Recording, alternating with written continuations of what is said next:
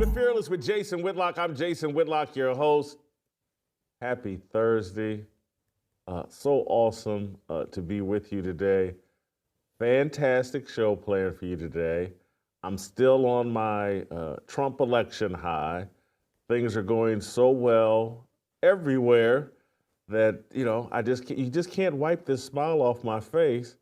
Things are going tremendously well. We have a fantastic show. We're going to talk about LeBron James and the coordinated exit of now prominent athletes from social media, particularly the X platform. Mark Jones, the ESPN broadcaster, announcing he's leaving X is just way too negative. We'll get into that and what it means, what's the significance of that. Ray Lewis wants to do the Deion model and be a head coach in college football. I find that interesting and certainly something I would support. Caitlin Clark took my advice. She's not going to join that disastrous 3-on-3 league. Smart girl, we'll talk about that. Woody Johnson thought about benching Aaron Rodgers. Have you seen the Jaguar commercial? Not the Jacksonville Jaguars, but the car commercial about Jaguars. I think they were counting on a different election result, and they aired this commercial, ran this commercial out there like, hey, this woke stuff's still gonna fly. We'll get into that. ESPN's canceling Around the Horn. And then I'm gonna bring Shamika on at some point. Have you seen Jasmine Crockett? She's the congresswoman out of Texas. She did something silly from her seat in Congress or whatever yesterday. We'll get into that with Shamika Michelle. Fantastic show, I hope. Oh, and I don't want to jinx it. Because we had technical difficulties last time, but I believe Joel Klatt's going to be here at the end of the show to rub my nose in my Deion mess, where I had to admit that I was wrong, although I have not apologized. But I was wrong for the first time in 10 years, and Joel Klatt will be here to celebrate that. You guys know Joel, the college football broadcaster for Fox Sports. Before I get into any of these topics, let me tell you what you need to do. You need to hit the likes. You need to hit the subscribe if you're watching over YouTube. Like and subscribe if you're watching over YouTube. That's important. Make sure you're hopping in the chat. Make sure you're leaving comments. Make sure you're supporting the channel. But the most important thing you could do is go to fearlessmission.com, fearlessmission.com. Use the promo code Fearless40 and become a subscriber. Be a real supporter of this channel, this movement, everything we're doing. Fearlessmission.com, become a subscriber. You save $40 by using the code Fearless40. You get access to everything we're doing here on this show. You get access to everything going on at The Blaze. What a better deal. Fearless40 promo code, $40 off your yearly subscription. Do that right now. Today's episode is brought to you by First Cup Coffee, a Christian-owned patriot coffee company that stands for core values, family, and building community across the nation. First Cup's freshly roasted beans are delivered in ground or whole bean pods and bulk. Go to firstcup.com, use the promo code FEARLESS, and save an additional 10% on your order. And if you subscribe, you'll save another 10% for the life of your subscription. Thank you, First Cup. I drink it every day, or every day that I'm here. I don't drink coffee on weekends. It smells good. Are you a coffee drinker? I love coffee. Are you a coffee drinker? I am. I get some of your First Cup when I purge it from the kitchen when you ain't looking. It's so weird. I love it. It helps me sharpen my mind for the show, but I don't drink coffee on weekends. And I've only been drinking coffee here for 3 or 4 months, but man, it's a great new habit. Anyway, let's bring in Steve Kim without further ado. Steve, welcome back to the show. I don't know if you know this. I hope you're sitting down when you hear this. But LeBron James has left Twitter in a huff. Let's go to the scorecard. LeBron James yesterday tweeted out, "And with that said, I'll holler at y'all. Going off social media for the time being. Y'all take care." He does that. So I say, and he says, "With that said," so that made me say, well, hold on, what was said? And so I scrolled down, And the tweet before that, or the post before that, he said, "Amen." And he's reposting and commenting on a post from Rich Kleiman, who I believe is the Rich Kleiman that works with Kevin Durant. He's been associated with athletes for a long time. I think that's who this is. But this Rich guy had posted on X, "With so much hate and negativity in the world today." Rich, I believe, is, I went into my black man voice. He's white and or Jewish, so I don't know if I've got the perfect voice for Rich. Let me start all over again, because I'm not sure. I need to hear Rich Kleiman talk. But with so much negativity and hate in the world today, it confuses me why some of national sports media still think that the best way to cover sports is through negative takes. We can all acknowledge that sports is the last part of society that universally brings people together. So why can't the coverage do the same? It's only clickbait when you say it. When the platform is so big, you can make the change and allow us all an escape from the real life negativity. I, for one, find it all a waste of breath. The Olympics and JJ and Bron show was the future of what this can and should all be. That just warms my heart and just makes me think, oh, he's so right. Steve, what we're missing in this world is millionaire athletes talking amongst themselves and filleting each other and telling each other how great they are and positioning themselves for head coaching jobs in the NBA. That's what this platform, social media, should all be about. How do we elevate the elite even higher? And with that, LeBron is out. He's going zero dark 40, or is it zero dark 47? Zero dark 40. Zero dark 40. He's going zero dark 40. What do you think of, and Mark Jones, I'll add in him in a minute here, but Steve, just your reaction initially to LeBron James temporarily, or for the time being, deuces to social media. I mean, he's just completely disconnecting. He's not heading for the insane asylum of blue skies. Okay, that's interesting. That seems to be the new trend there for all the whiners and pouters. I'll echo something that I said a couple of weeks ago. What happened November 5th was a rebuke of the celebrity class, whether an entertainer or an athlete. And I think a lot of these individuals are now finding out you might be famous and popular. You're not all that influential. And when you're so overtly political, and not only do you give endorsements, but you almost give edicts that, hey, this is the way to vote. And then you get shot down, okay, in strong fashion. They can't seem to handle the blowback. That's why a lot of athletes and celebrities better be careful that when you endorse anything, not everyone's going to agree. And when the outcome isn't what you want, this is what you're going to get.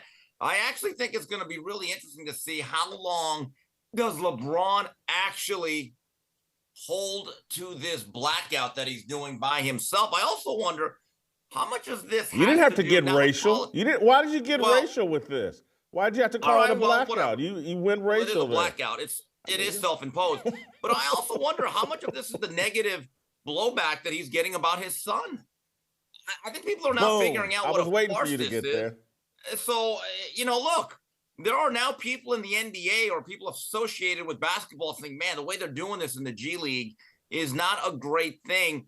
But a lot of these individuals have a sense of entitlement that not only do you always have to agree with me, you have to give me constant adulation. And quite frankly, I do not think they're handling it well. You went right where I wanted you to go. And I think this is primarily driven by Bronny. People are in LeBron's mentions trashing Bronny and trashing LeBron for putting Bronny in this situation. I think 96% of this is Bronny. I think 4% of it is like, well, I want to get out of here because this Bronny heat's too tough. And now all the leftists are behind the scenes begging me to get off of X in solidarity with Kamala Harris and, God knows who else, Mark Jones, whoever. We're all going to Blue Sky Twitter. We're all going to, grab hands and sing Kumbaya while we praise the mutilation of children and transgenderism, in this happy place. Anyway, but yes, I think it's all or primarily driven by Bronny James. And if Bronny James ever goes on, and I'm saying this in all seriousness, if he ever strings 3 good games together in the G League or the NBA, LeBron James will be back on Twitter the next day. Well, for that to happen, they would need 3 straight home games. Because I don't know if you've heard or not, he's not taking that Southwest flight to Idaho or whatever. Okay, I don't know where the franchises are, but he's not taking a bus ride to whatever games they play. I've always found it interesting when people announce that they're leaving a platform, or this is a great one, or they're unfollowing you. Hey, Steve, this thing's gotten a little political. I didn't follow you for that, so I'm just going to unfollow. And my response has always been, you know what I'm going to do? I'm going to block you so you never come back. That is the height of self-aggrandizement to think that you're important enough to announce that you're leaving a platform. Just leave. We're good. I don't follow a lot of athletes or celebrities, believe it or not. I certainly will never follow LeBron. But, and LeBron, in terms of the way he's handling his son, I would say this. I would argue that if you really cared about your son and what is being said about him to begin with, you never would have had him play for the organization. You would have said, son, get better at basketball, and get this. Maybe if you can get your degree, why don't you stick it out at USC for a while? Let's get to layer 2 of this. Mark Jones, the ESPN broadcaster, this thing is just so negative. And he's such a beacon of positive energy, just like LeBron is such a beacon of positive energy. Just 2 weeks ago, LeBron is putting out videos about Donald Trump being the KKK or racist and all that. But hey, let's go to Mark Jones. Here's Mark Jones, who's got to be pushing 50 years old, I would think. Better help me out. Mark Jones, the ESPN broadcaster, get me his age. Or someone get me his age. But here's his tweet. This is a man pushing 50, married, kids, the whole 9. Catch me, I'm out. Catch 63. me, I'm out. What? 63. Mark Jones is not 63. Do better research. Yeah, he's been around a Catch while. me, I'm outside, y'all. About to be out this bit. I guess he's using the word bitch there. I'm out of here. See you on the happy non-hateful side. Holy cow. And this is, I'm telling you, I need to conduct a class, a seminar, something, a therapy session for these black dudes that marry white women and how to handle it and how to just live your authentic life and self rather than, oh, I'm married to this white woman. Social media trashes me for it. Let me pretend to be as black as every rapper or, let me fit every stereotype. I mean, just the entire tweet just speaks of like, this phony MF. I mean, grow a pair. Let me say it more Christian-like.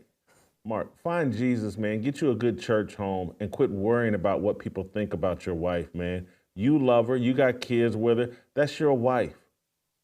Don't be ashamed of her. Don't be ashamed that you love her. Quit trying to put on this little gimmick that, you're really Master P, even though, or you're really Malcolm X, even though you're married to Becky Shabazz, not Betty Shabazz. Cut it out, Mark. Anyway, your thought. I mean, Mark Jones has a string of nasty tweets, saying he won't accept police escorts because they might kill him. He's the phoniest man on social media. Good riddance, good luck at Blue Sky. Your thoughts? I think the most embarrassing part is a man that age using that vernacular. But as the kids say, hat, cap, whatever. See, here's the issue. Yeah, cap. Okay. Yeah, he's got more cap than lids. Here's the issue with Mark Jones, and I'm seeing this all across social media with guys like him for about 3 Holy or 4 cow, years. Mark Jones is 63. Yes. I'm sorry. Go ahead. Jason, he's been doing games since the mid-90s. How old did you think he was? But he did show. I gotta say, I thought he was like 50. I thought no. Oh, Jason, he's 63 talking this way over social media. Does that make it worse because he's older? Yeah. Anyway, I'm sorry, Steve. Go. He is 60. But- Unbelievable. Right. Go ahead, Steve. He's been doing games since the mid-90s. So, yeah, he is that old. And look, it's like that old saying. It doesn't crack. Credit to him. But here's what individuals like him cannot handle. The last, I'd say, 4 to 5 years, starting with 2020, that very tumultuous time in American history, certain people could say anything inflammatory or incendiary, and literally everybody had to agree. They had to be, quote unquote, the ally. They had to be the guy that understood. And they're like, we're behind you. We're going to have serious conversations. And you were not allowed to disagree. You just couldn't, because you'd be branded a racist, a misogynist, a sexist, or whatever it is. Now, again, post-November 5, people are now saying, man, you really are full of you know what, and they cannot handle it. So goodbye to Mark X. Salam alaikum. If you're my true, brother. Steve, you know this. You know this as a baller. Jason, you know this as a baller. The true power move, if you're truly gone, if you're truly leaving, you say nothing. The greatest breakup move, the greatest advantage that you have in any situation is silence. Go quietly.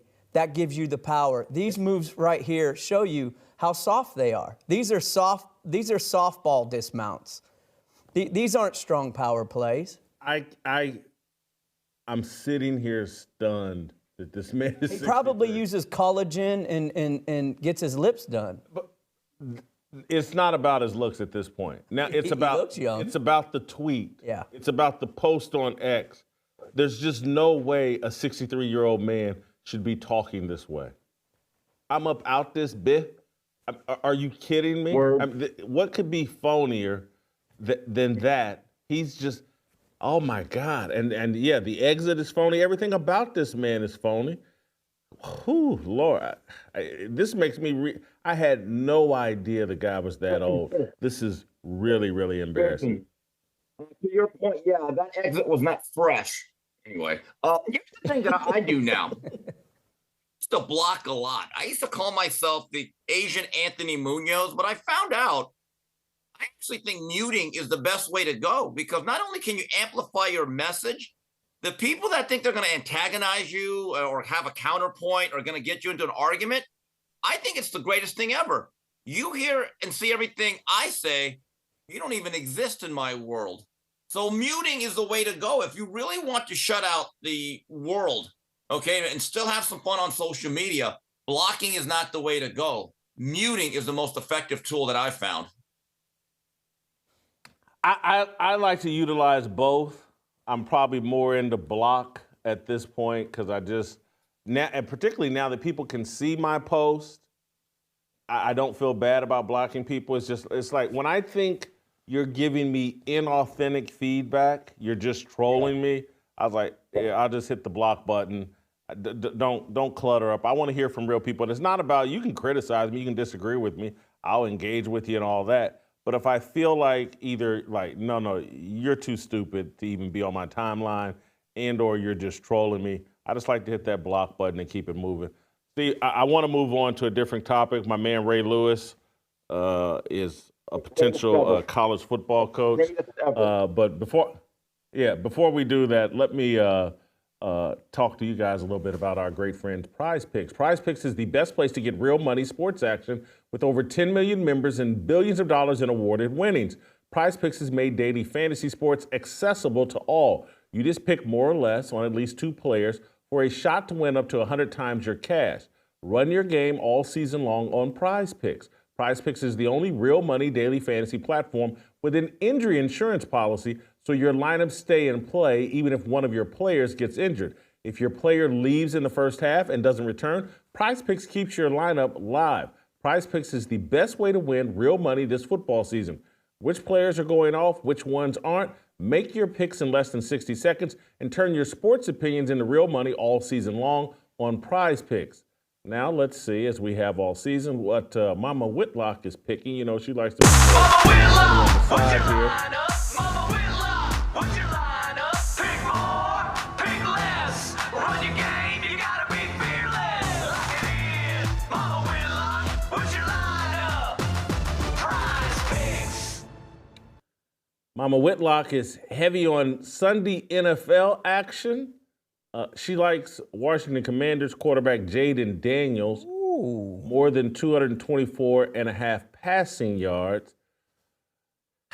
Not a fan of that pick. I think he's slowing down. I don't like that pick. Jalen Hurts, more than one rushing and or receiving TD. Yeah, he'll get a tush push. That's a good pick. Travis Kelce. My mother is a hardcore Chiefs fan and Colts fan, but she loves the Chiefs. She's got Travis Kelce more than 59 and a half receiving yards. Don't like that pick. Travis is really slowing down, but that's my mother's pick. She was hot last week. I think she nailed all three. We'll see what happens this weekend. Download Prize Picks apps today. Use the promo code FEARLESS and get $50 instantly when you play your first $5 lineup. Prize Picks. Run your game. Steve, I bet you, I'm trying to think. John Elway is my favorite NFL player that I saw live and in real time. And I think Ray Lewis is probably number 2 on that list. Well, I know he's not. He's my favorite since John Elway. I know that for sure. I'm a huge Ray Lewis fan. Ray has wanted to get in coaching. I know he was interested in the Tennessee State coaching job when Eddie George got it. I know he's been looking for a way. I think he feels like he has a calling to be a college football coach or a football coach. I think this is awesome. I hope he gets the Florida Atlantic job. I think they've had 5 different coaches in 10 years. He's going to have some instant results there, or they'll let him go. But there is a rumor out there that Ray could be offered or could be a candidate for FAU. Your thoughts? Oh, Raymond Anthony Lewis, the greatest middle linebacker that ever lived. If he wants it, I want it for him. However, let's keep this in mind. I know everyone's going to bring up Deion Sanders and maybe to a lesser degree Eddie George doing a fine job at his institution. Here's the question, though. The difference is, and say what you want about Coach Prime, he actually had a lot more coaching experience at various levels before getting to Colorado. In fact, even before Jackson State. Ray Lewis, to me, is a true football guy, one of the greatest who ever lived. But you're going into this a little bit blind. And as you mentioned, Jason, that's one of those jobs. You're either getting it to go somewhere else or you're getting it to eventually get fired. It's not an easy position. I don't know what his big picture goal is. Like, does he want to go from FAU to maybe a P5 and then make this his living? I always figured when he retired, he would be a television personality where you never have any accountability for the most part. You never lose a game. You don't have to deal with the NIL and the transfer portal. Look, I wish him well, whatever he wants to do. I think he deserves to be in the spotlight. And I've always gotten the sense that he should be in a position to lead and shape young men and influence them. But again, that job, it's not an easy one, Jason. Yeah, a lot of people love to troll Ray Lewis. And that is where it's like, man, this social media stuff and X and Twitter, this stuff is toxic. They always want to bring up Atlanta. They always they won't let Ray move on. And they don't understand that there's far more to that story than what they understand, and they just want to troll this guy. To me, Ray Lewis is one of the most authentic athletes I've ever met. Ray, just like all of us, is flawed, but he's authentic. I think his intentions are really sincere. He wants to help mold, shape, push young people in a proper direction. He was someone who was very close to Jim Brown and wanted to kind of fill the void of Jim Brown and be the elder statesman of, former NFL players and the guy that everyone respects. Deion has ascended to that role. And, this is where I've been uncomfortable with Deion. Deion doesn't have the same values as Jim Brown. Deion is more of a leftist, more of a hedonist, more of a radical materialist than Jim Brown. Whereas, and again, Ray's not perfect. Jim Brown wasn't perfect. But man, do I have a lot of respect for Ray Lewis, what he's trying to accomplish with his life. I hope that Florida Atlantic really does consider it, or some other university considers giving Ray an opportunity, because I think he would have an amazing impact on young people as a head coach. Wish him nothing but the best. Steve, I'm gonna keep it moving. I know you love talk. Are you, buddy? You look like you. No, I got nothing that's really going to change this conversation, but I like the move. Gotcha. Steve, my girl, Caitlin Clark, took my advice. And, I'm not saying she's listening to me. I think this is just common sense. She's not joining that horrible league, the Unrivaled 3-on-3 league. She's not going to lend her name, her credibility to that league. I think she just waited and waited and waited long enough so that the story would kind of die and go away on its own. They've leaked this out through sources that she's not going to play. I'm sure this will probably be something that will be held against her. How come she couldn't support Breanna Stewart and Alyssa Thomas or is it Alyssa? No, is it Alyssa Thomas? No, that's not who I'm thinking of.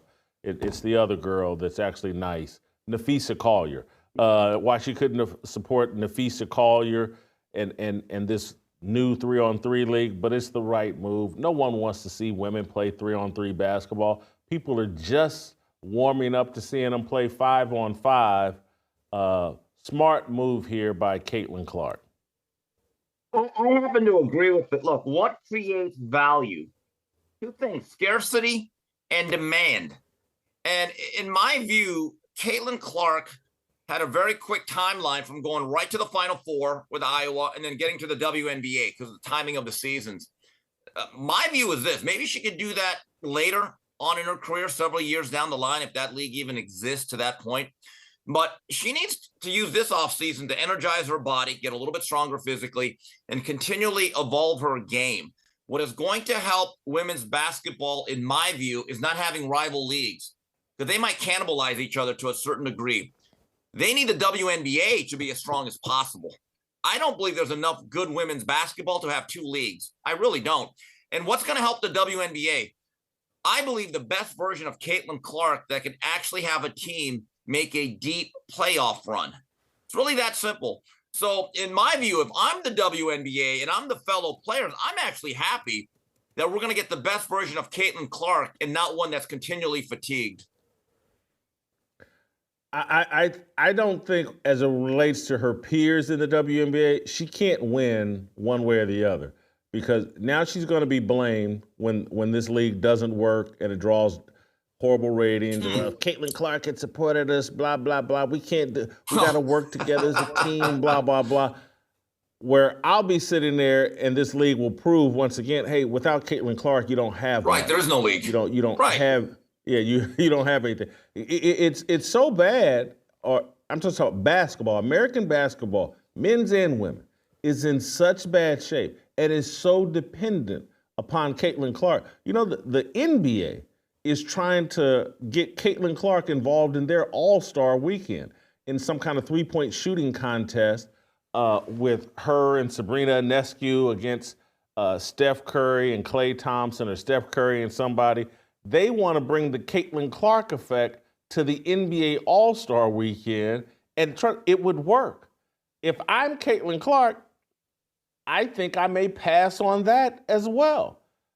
Although if she does show up, and she that would be the event of the men's NBA All-Star weekend. That would be bigger than the game. It'd be bigger than the dunk contest. It'd be bigger than any and everything else. That would be a feather in her cap. But I'm not sure if I would give it to the NBA. They have made such a mess of their league with the politics, the victimization, LeBron dirtying up the game with his son, the lack of competitive spirit, the load management, the Greg Popovich and Steve Kerr wagging their finger and calling everybody racist. They are so, they got, hey, Caitlin Clark, come over here and bring some of that shine over here to us.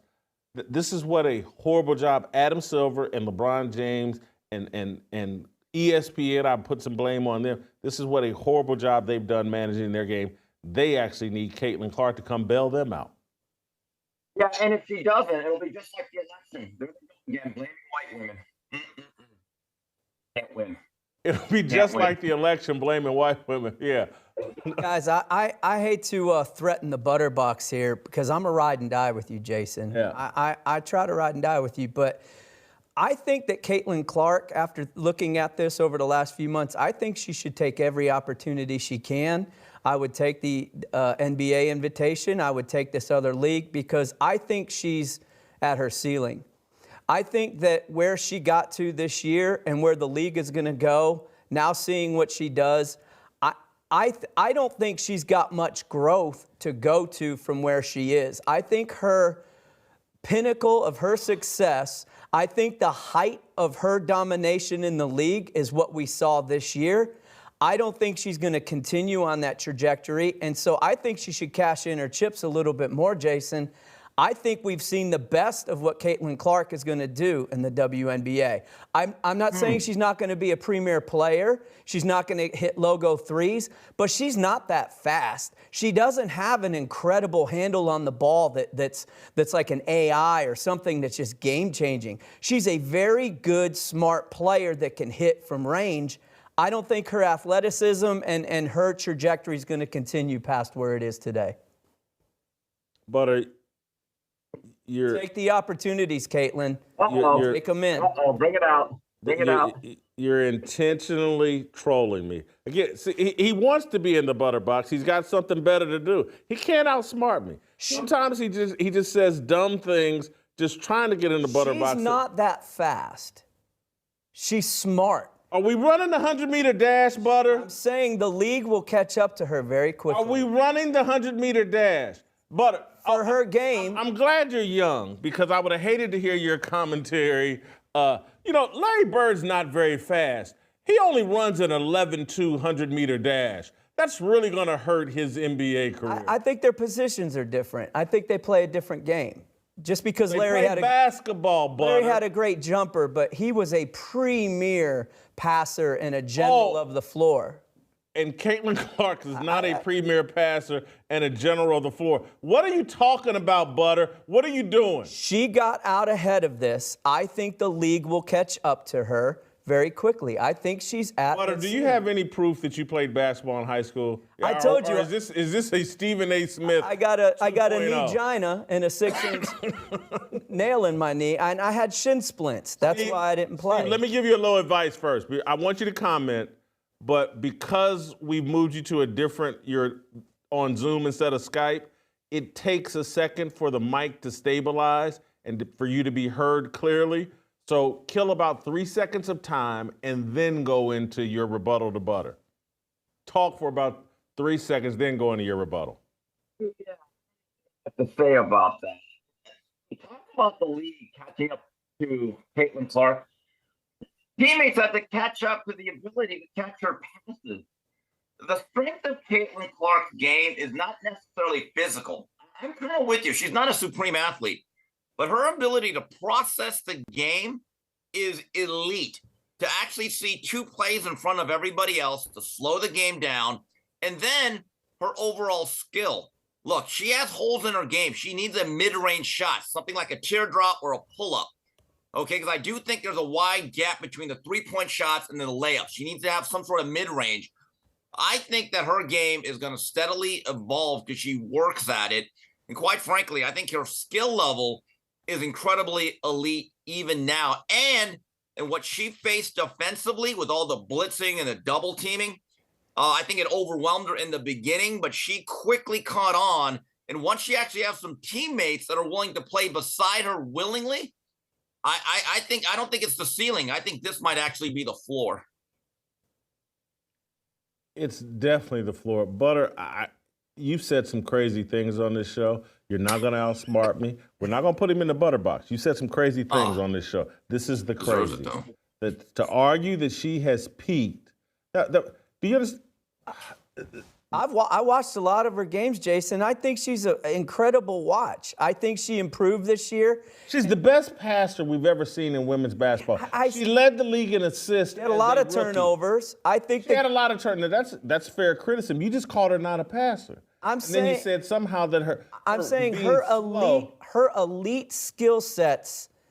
I don't think she's going to progress. You can put a better team around her, better coaching, and she will have success in the WNBA. I think as the premier player, that standout athlete, that standout sort of separating basketball player, I think constitutes improvement. Walk me through improvement. If you don't think she's not going to shoot a better percentage from three-point range next year, you're crazy. I think the defenses, I think now that they, just like when you see a new quarterback come into the NFL, once you get tape on it, once you get an opportunity to prepare for it, you start scheming a little bit differently. I don't think she has the athleticism and the foot speed to overcome the type of defenses that will eventually play against her this year. Butter, you've moved me. I don't think I've been more furious at you for this troll job that you're doing. Did you start thinking about this morning, yesterday? This has to be. This is the craziest, dumbest thing I've ever heard you say. The woman came in as a rookie. Everybody's, she's gonna have to have this incredible adjustment. She's not ready. Blah blah. And she's first team All NBA. She didn't even shoot that well all season, particularly from three-point range. She's going to get smarter and take better shots. Her teammates around her are going to get better. And the actual defensive attention that was so focused on her this year is actually going to be tamped down next year because her teammates will be better and you won't be able to just get away with focusing your entire defense on her. She's going to be rested and not exhausted. It's the craziest thing you've ever said on this show. It's got to be intentional. I think you're smarter than this, but maybe not. I'm with you, man. I think she's box office. She is something special to watch. I just don't think she has the athleticism when this league catches up to her to get better than really where she is now. You could put a better team, better supporting cast. I think she has some limitations that are going to get exposed. That's all.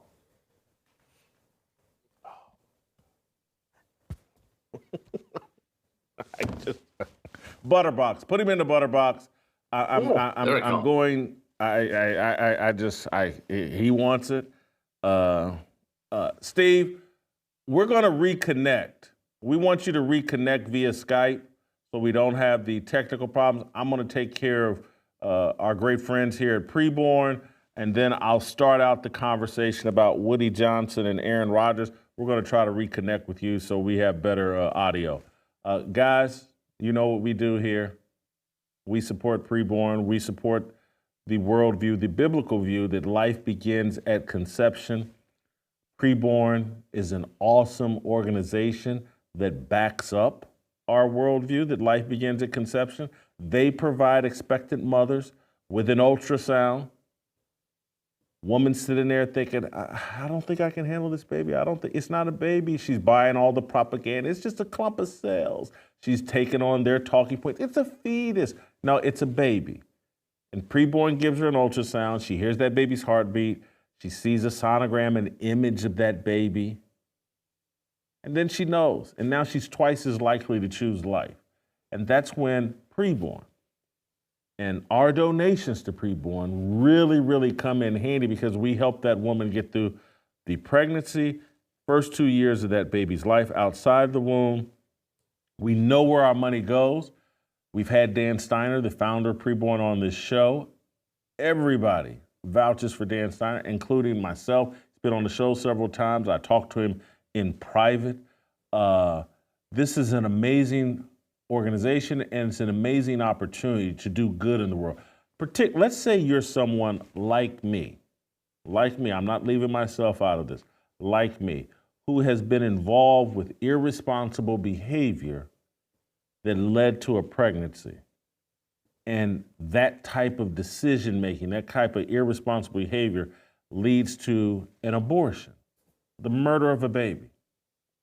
And you guys have heard me share this, my irresponsible behavior. A woman has an abortion without my knowledge, but trust me, I'm an accessory to what happened there, and I've had to repent. There's no better way to back up your repentance than by helping other people not make that same mistake so they don't have to live with that guilt, so that they can be free of that mind game that goes on with you the rest of your life, thinking about how your irresponsible behavior led to the death of a child. This is why preborn is so important. It's part of our repentance. It's not mandatory, but it's just part of God, His mercy. It goes on without preborn. But if you just want to back up your repentance and you want to feel good, like, hey man, I saved lives, please give to preborn. Please. Pound 250, say the keyword baby. Pound 250, keyword baby. I think it's $28 pays for one ultrasound, $140 pays for 5. Whatever it is you can give. You can give monthly, you can give weekly, you can give $5.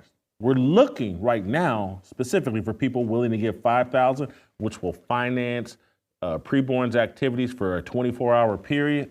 Would love for some of you to step up and donate $5,000 or whatever it is you can. There's another way to give, preborn.com/fearless, preborn.com/fearless. Thank you so much. Let's roll back to Steve Kim. Steve, Woody Johnson, according to all reports, I believe it's after the second game or maybe the fourth game, slow start for the Jets. Woody Johnson had a conversation where he was talking about potentially benching Aaron Rodgers. This is fact that, they fired Robert Saleh, they demoted the offensive coordinator. Nothing has fixed the Jets. It's been a disaster.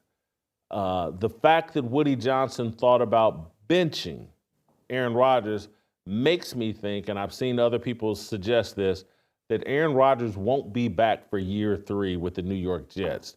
Do you think he will be? No. And I said this about 2 weeks ago. It's over. It's absolutely over. But, Jason, I have a question. Am I not mistaken, but isn't Woody Johnson the owner? He's not the coach. Yeah. I don't think. Wait, so he's going full George Steinbrenner. Does he have a red phone that he calls to Coach Ulbrich and say, hey, I think we need a quarterback, or Al Davis? We've all heard those rumors. But this goes to show you what I've been thinking for a while. And again, I'm not a hardcore Jet fan, but I certainly feel their frustration. This breakdown of this great picture there with fine, upstanding citizen there for it. But anyway, here's the issue. This goes far beyond a player, an Aaron Rodgers, or a general manager, or even a coach. Might even go further than just the team. You have to clean house there. That it's not even about Aaron Rodgers coming back, and I don't think he should. I think the team needs to move on, and Woody Johnson needs to have the come to Jesus moment and say, you know what, I need to get out of the way. There's been one common denominator throughout this run of mediocrity. It's been you, this ownership.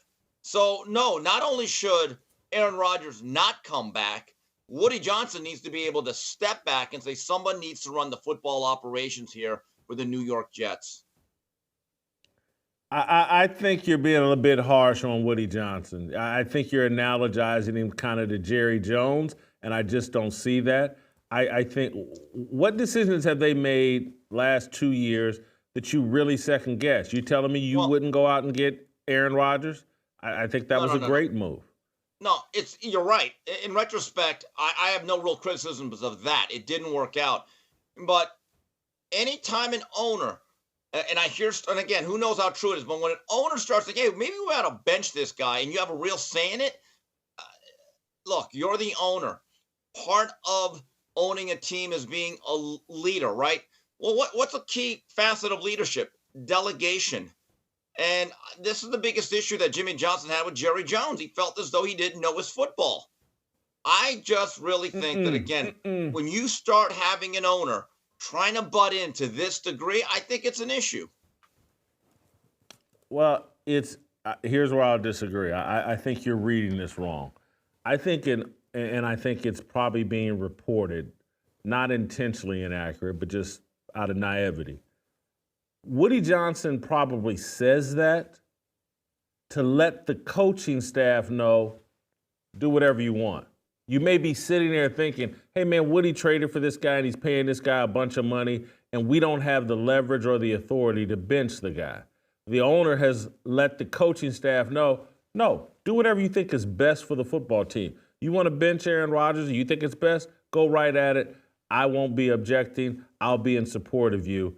That's what I think Woody's real message was in even broaching this and bringing it up. He was letting the football people know, you got complete autonomy here as it relates to Aaron Rodgers. Me and Aaron Rodgers are not tied at the hip. We made this call. He tore his Achilles. This isn't going well. If you want to do something else with a different quarterback, he didn't show up for off-season workouts and all that. You want to do something else? Go right ahead. Well, they allowed all this. At the end of the day, you may be right on that. However, do you really think the backup to Aaron Rodgers is better? I don't. No. The best quarterback on the Jets roster is still Aaron Rodgers. As declining a player as he is, the descent that he's on, he is still by far their best option at quarterback, whether we like it or not. That's the truth. You know, Butter has actually, sat at a table and talked with Aaron Rodgers. Would love to hear from Butter, but he's in the Butter box, and so we won't hear from Butter. And so we're going to move on. And although I may have to bring him out of the Butter box for this next thing. Have you seen this Jaguar commercial, Steve? I'm telling you, Jaguar thought Kamala Harris is winning this election, and they had this commercial all rigged up and thought it was going to be great. Let's play the commercial.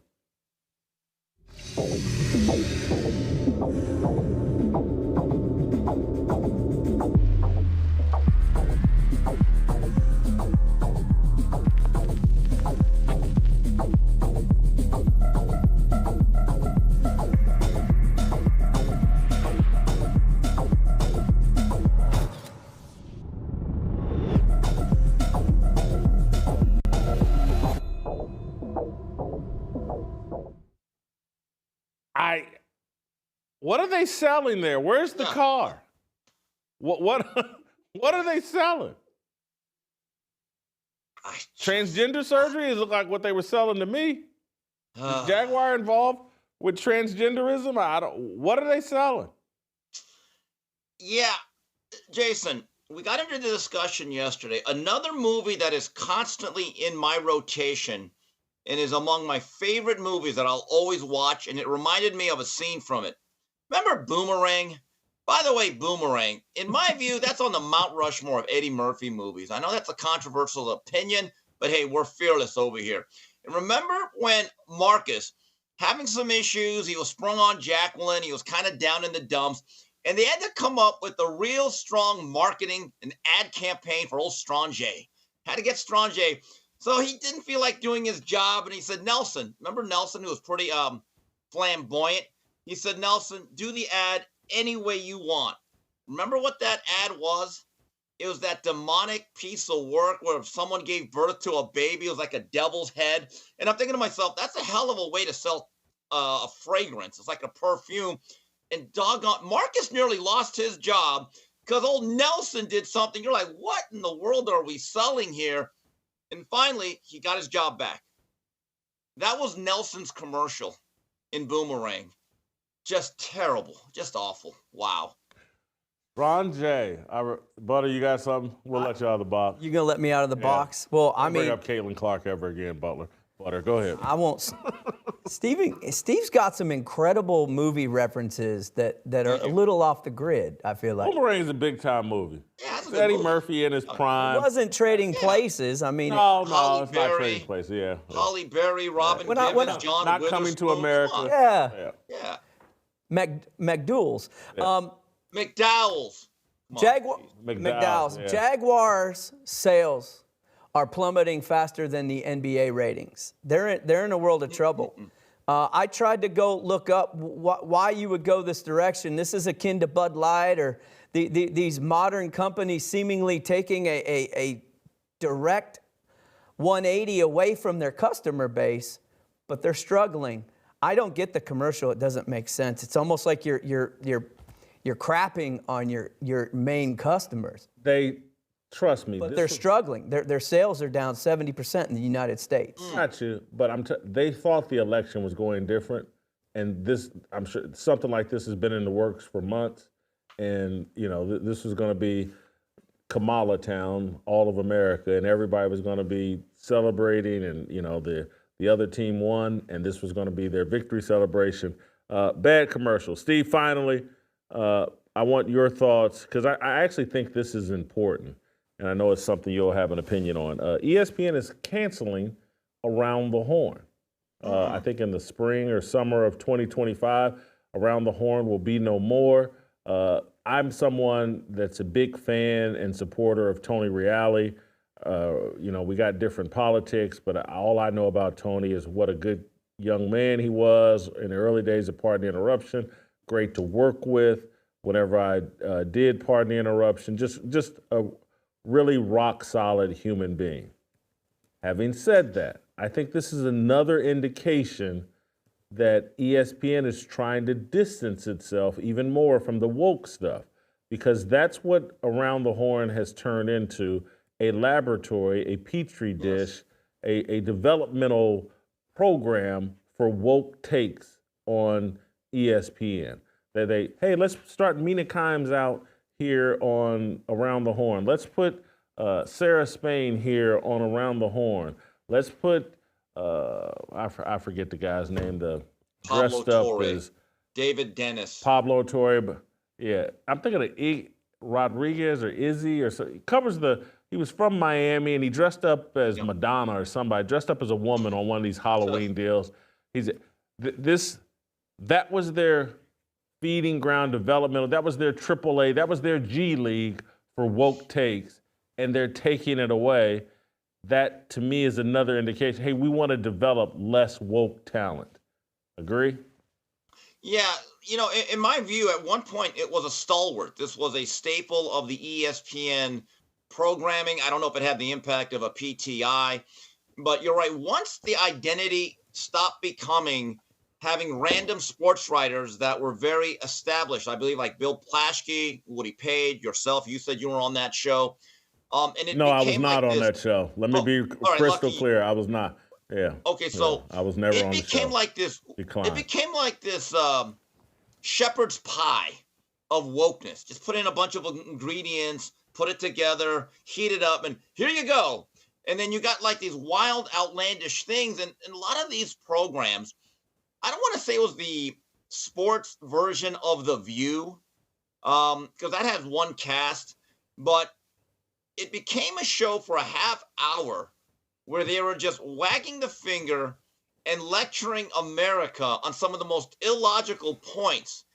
And I believe over time, it just gradually stripped away at their audience to a point now it lost its usefulness, and it was time to end that thing and go Dr. Kevorkian on it. I love the analogy of The View, and that is what it was. It turned into The View, and people, Woody Page and Tim Kalishaw and other people from my generation would still be on that show, but they all basically got argued down or neutered.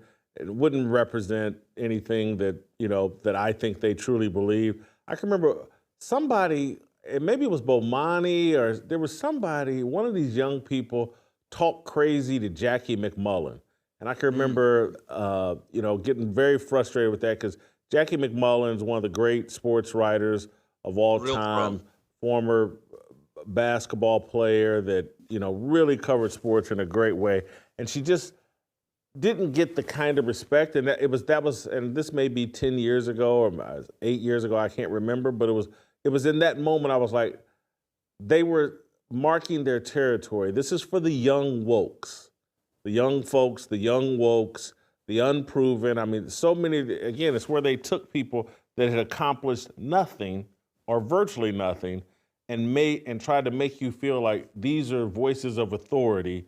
And again, that's how you end up with Amina Kimes as an NFL expert. That's how you have Sarah Spain from showing her jugs, trying to get to a Super Bowl, to now being the voice of, feminism and all of that garbage. I again, like Tony Reali, some of the guys that used to be on that show used to know, respect, but yeah, that show needed to end. And to me, ESPN is trying to get out of the woke business, or the perception. They're trying to they're trying to disguise their wokeness better, and getting rid of Around the Horn is a part of that. Steve, I'm gonna let you go. Thank you so much. Great job as always. I'm not sure if we'll try Steve on Zoom again. We'll always keep it Skype with him. He was sounding a bit robotized there for a minute. Yeah, that was not good. But anyway, Steve, I'm gonna let you go. We're gonna get to Shamika here in a second. Before I do that, though, I want to talk to you guys about Home Title Lock. Have you ever checked the title to your home? I just bought a new one. I have. If you're like me, the answer is probably never. But no, that's not true, because I have just checked my title because I just got a new home. And so I want to know what scammers are up to. In today's world, you need to take personal responsibility for protecting your biggest asset, your home. The FBI calls it house stealing. And let me tell you, this is a real problem. Here's how it happens. A criminal fills out a one-page document with your information, forges your signature, stamps it with a phony notary seal, and files it with the county. Just like that, your home isn't legally yours anymore. These criminals don't even want your house. They're after your equity. They take out loans against your property, then disappear, leaving you with debt and a legal nightmare to deal with. But you can take action and protect yourself. That's why I trust Home Title Lock to protect my greatest asset. Their triple lock protection monitors your home's title 24/7, alerts you of any changes, and if, God forbid, you're a victim, they work fast to restore your title with no out-of-pocket cost to you. Don't wait until it's too late. Go to HomeTitleLock.com and use promo code FEARLESS for a free 30-day trial and a free title history report to ensure your home hasn't already been compromised. That's HomeTitleLock.com, promo code FEARLESS, or use the link in the description for 30 days of protection and a free title report. Take action now and protect what's yours. That's HomeTitleLock.com. Shamika Michelle, next.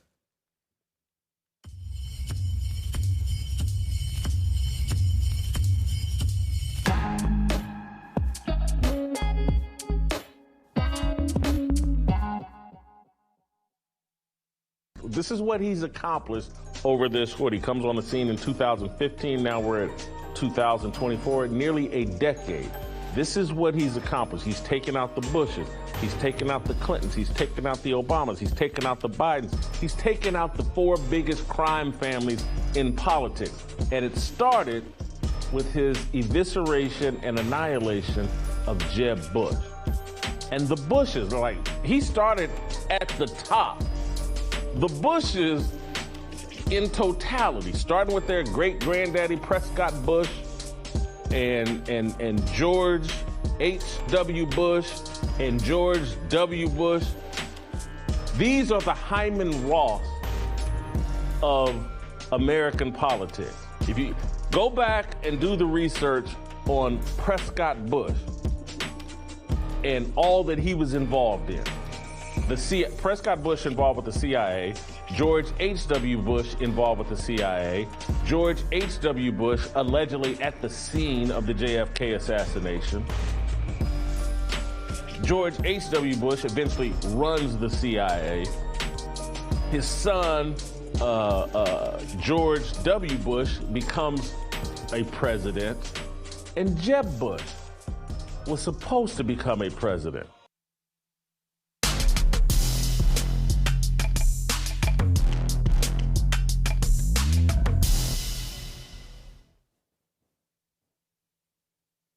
All right, welcome back. Guys, I want to start, Shamika, with this video. I did a mashup of Jasmine Crockett, the congresswoman out of Texas, and I can't pronounce the woman's name, but she's over in New Zealand. She's part of some Maori tribe or whatever. I think we have that video, or I did a mashup, but I want the mashup video, Justin, if we have it. If not, just play let's play the mashup video of these, because I think they're combined. Play that video. Is because you can then misuse words like oppression. There has been no oppression for the white man in this country. You tell me which white men were dragged out of their homes. You tell me.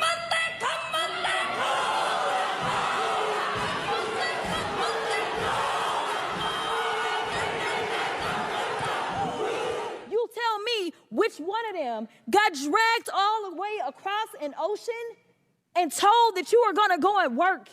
We are going to steal your wives. We are going to rape your wives. That didn't happen. That is oppression.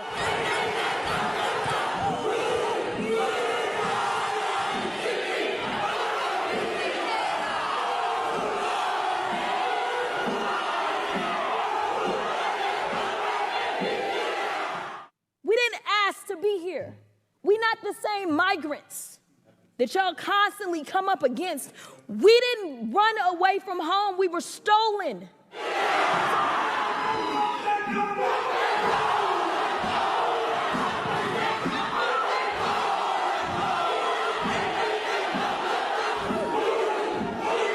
So yeah, we are going to sit here and be offended when you want to sit here and act like, and don't let it escape you.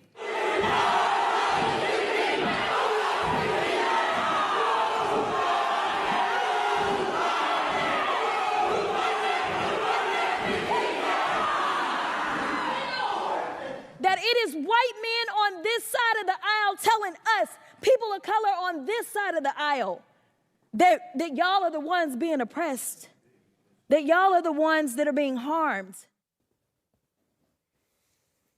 I combine them because they're connected. The woman in New Zealand went viral last week and, has become a popular meme, and whatever's going on in New Zealand with the Maori people or whatever. And I'm telling you, Jasmine Crockett was like, man, I want some of that. I want some of that attention. I want to go viral, and I'm going to do my version of, kumbaya, kumbaya, kumbaya. And that's all it was. What she was screaming and yelling made just as much sense as, kumbaya, kumbaya, kumbaya, whoo, ha. And the dude sticking his tongue out, looking crazy.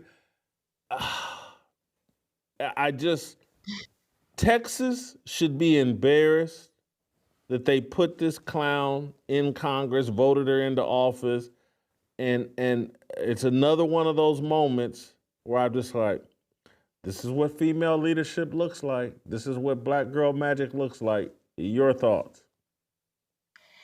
Jason, I think we should have a new rule. If you're going to talk as if you're a slave, as if you actually was stolen, you should have to say, we came across, us was stolen, you should have to talk like that, because it's so illogical. You sound crazy when you act as if you've had an experience that you have not had. There are no slave masters still walking across America. There are no slaves. And so for her to even say that, it really aggravates me. But what aggravates me more is, yes, the people that put her in office, and then also when you see people online egging her on. This is why she wears that badge of, that stupidity as a badge of honor, because people keep applauding her. I'm seeing them call her queen and say, this is who should have run for president. We don't want that type of ratchetness. And it makes me upset, because if you look at the very definition of oppression, are you telling me that some of the people that had to take the COVID shot in order to keep their jobs to feed their families didn't feel oppressed? The businesses that had to close because they weren't seen as essential businesses or workers, they didn't feel oppressed? The people that have had to deal with any type of law they haven't felt oppressed. It's like, Jasmine, come on. And every other Black girl magic person, use some logic here instead of talking out of emotion and making absolutely no sense and embarrassing the rest of us that actually has a brain. I'll give you another one.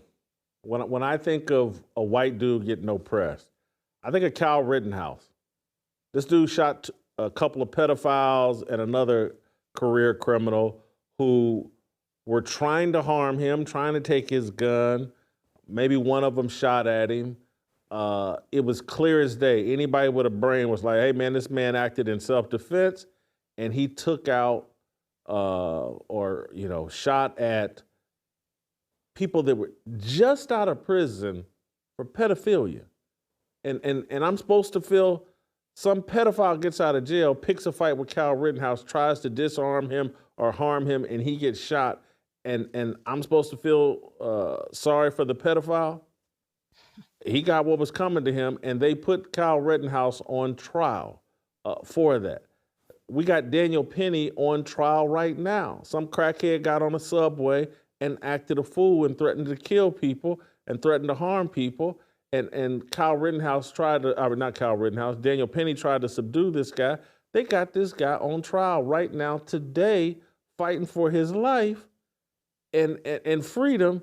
And so anybody can be treated unfairly. And for us, for Jasmine Crockett or anybody else to walk around like, oh, no, only we have been oppressed. We're the chosen people. We're the special people. This whole mentality of like, only we can claim being a victim. And other folks ain't even really running around trying to claim victimhood. It's like, she's out there, only Black people. We've been oppressed. We were dragged. I really want to do this. I want to suggest to Elon Musk and Vivek Ramaswamy, we need to start some kind of government organization and fund to send people like Jasmine Crockett to Africa. I'm not going to say back to Africa because she ain't got nothing to do with Africa, but let's send her to Africa.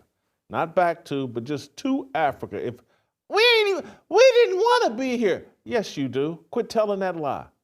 Because if you wanted to be in Africa, you'd pick up and move there. I know people that have done it. It's free for you to do. So I wish we could send these people to Africa so they quit lying about how miserable they are here. Go ahead. I'm sorry.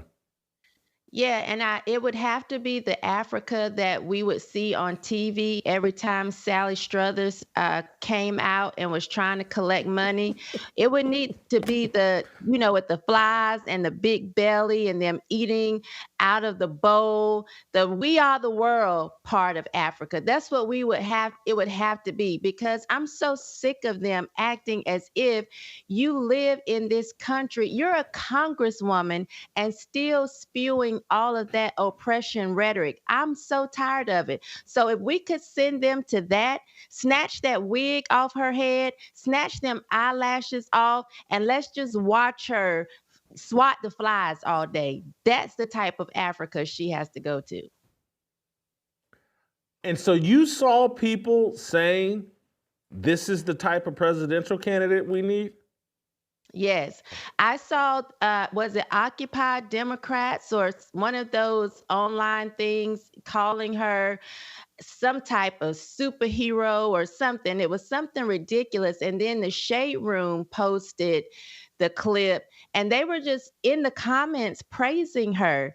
And I'm thinking, as long as she gets these types of accolades, she's going to continue to have this type of behavior because she thinks it's cute and she thinks it's a badge of honor because other idiots are actually applauding it. I saw a Charleston White video yesterday, and I don't know if it was old or new, but he was talking about like, hey man, we got young kids out here that only 33% of them can read at grade level or above. and he's just talking about like, hey man, we got a bunch of idiots that we know that the school systems aren't working for them, and we're producing generations of idiots. And I watched it and I was like, man, these are some cold, hard facts, and we haven't taken stock of the repercussions of just like, we've got high percentages of people that can't read and comprehend at a normal level. And so they know nothing. And so Jasmine Crockett shouting and yelling inside the halls of Congress looks like leadership to people that know nothing. If you can't read, you don't even understand how the system actually works and how ineffective she actually is. And you just see the emotion and, man, she told them white folks. And so there is a base of people that actually do think, yeah, that's effective leadership, not something that all of her peers are like, look at this clown stuff. Yes, it went viral, but it's not. She's not going to do anything for her district. The people she's been elected to represent, nothing will get accomplished for them. It's an embarrassment. And I just feel so bad when I hear them talk. We got to destroy the Department of Education, and we got to start from scratch, because we've dumbed down the society so much, and they have so little understanding of how government actually works, that they actually think Jasmine Crockett, they actually think Kamala Harris, they actually think that that stuff works. It's sad, it's upsetting. Shamika, we're gonna end right here. Joel Klatt, he's had a flight problem that got canceled, and I'm starting to suspect Joel knows that Kansas is going to pull the upset over Colorado this week, and so maybe he's ducking me. But I'm hoping and praying we'll get Joel back. We'll have Joel next week. This is now 2 weeks in a row we've run into problems. Not going to have Joel Klatt. Hopefully we'll have him next week. We'll play tomorrow, and we'll see you guys tomorrow.